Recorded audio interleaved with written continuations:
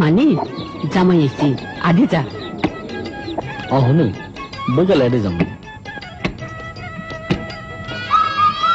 দুলা ভাই তই কি মাছ আনো? ইলিশ মাছ আনিস।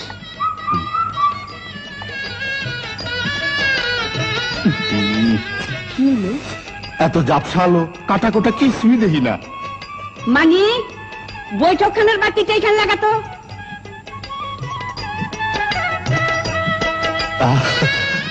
কি তামসা, সব ফক ফকা। ও মানে কি বাতি লাগাইলি? কে ফিলিপ?